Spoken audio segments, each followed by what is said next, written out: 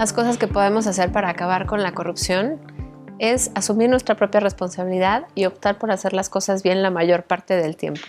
¿A qué me refiero? A desnormalizar la corrupción. Generalmente tenemos esta percepción de que tenemos que minimizar el riesgo. Y lo cierto es que eso siempre nos lleva a un pago no tan bueno, nos lleva a una situación subóptima. Y en este caso lo que queremos es llegar a una mejor situación. Entonces, cuando empezamos a optar por hacer las cosas bien la mayor parte del tiempo, le estamos apostando a obtener el mayor beneficio, no a evitar el peor pago. Entonces, eso se llama una estrategia ganadora y es, por ejemplo, cuando un policía te detiene en el crucero por pasarte un alto y entonces tú tienes miedo a que te lleven el coche, te quedes sin coche, tengas que pagar una multa y se vuelva un caos ese día. Bueno, en este caso te estamos invitando a que no tengas miedo, pidas tu multa y seguramente se llevarán tu coche, pero no va a ser tan grave como tú crees. Estás optando por tener el mayor beneficio posible y no por minimizar el riesgo de un pago espantoso. Generalmente nosotros, además, como personas, tendemos a normalizar la corrupción. Nuestra excusa moral es todo el mundo lo hace, a mí no me perjudica. Esto tiene un trasfondo social. Y lo que acaba pasando cuando tenemos este tipo de justificaciones es que no alcanzamos a distinguir entre lo que está bien y lo que está mal. Y esta línea divisoria entre reconocer lo que es aceptable y lo que no es aceptable se ensancha. Y ya no acaba siendo una línea, acaba siendo una supercarretera de 6 carriles donde es muy difícil saber de qué lado de la carretera estás. Y si me paro en el primer carril, y si me paro en el segundo carril, en el tercer carril, en medio, ¿estoy siendo corrupto o no? Es mucho más difícil que cuando tú vas decidiendo dónde está esa línea y esa línea se va haciendo cada vez más delgada. Además, las personas, y esto es muy normal, pensamos que la corrupción la cometen otros, lejos, los policías, los políticos, los jueces, las empresas, las universidades, las iglesias. Nadie piensa que soy yo, que es mi vecino. Nadie piensa que es mi familia. Todo el mundo lo ve lejos. Entonces, los invitamos a que empecemos a pensar en que la corrupción está súper cerca, que la corrupción es una opción, ser parte de ella o no. Y que finalmente, en México por lo menos, cada acto de corrupción extractiva, es decir, cada mordida, cada soborno que damos, nos cuesta en promedio 165 pesos. Y si multiplicamos esos 165 pesos que pagamos cada vez que cometemos un acto de corrupción, por cada día, por cada semana, por cada año de vida, por 120 millones de mexicanos, acabamos teniendo un monto que equivale al 1% del Producto Interno Bruto solamente en actos de corrupción que cometemos tú y yo.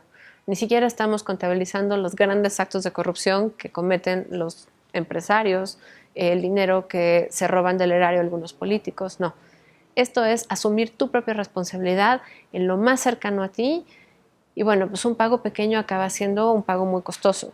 En el caso, por ejemplo, de que tú quisieras entrar a un bar sin tener una identificación vigente, siendo menor de edad o no, y es muy fácil ir y pagar 300 pesos por una identificación. Bueno, pues esa identificación falsa no solamente está implicando el cometer un pequeño fraude en la puerta de ese establecimiento privado, no.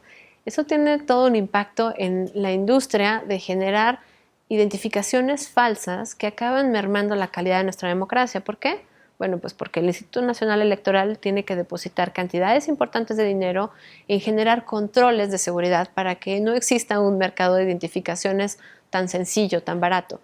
Y bueno, pues ese mercado, sin embargo, existe. Entonces, es una competencia entre depositar más dinero en más controles y generar identificaciones falsas cada vez más barato. Bueno, pues eso es un gran costo que tiene para todos en términos sociales y bueno, pues en términos de nuestra calidad de la democracia.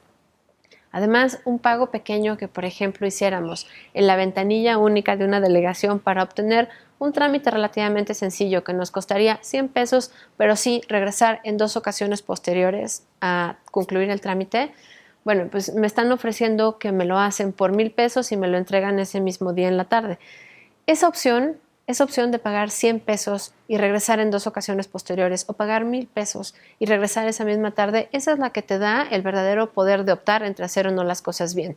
Porque además de esos 1,000 pesos que tú estás pagando por el trámite, si optas por ser corrupto, acaban siendo 100 para el de la ventanilla y 900 que tiene que repartir dentro de los funcionarios que lo están viendo, sus jefes, entre aquellas otras personas dentro de la delegación que van a dejar de hacer su trabajo por hacer este trabajo encima de los que venían ya en la fila.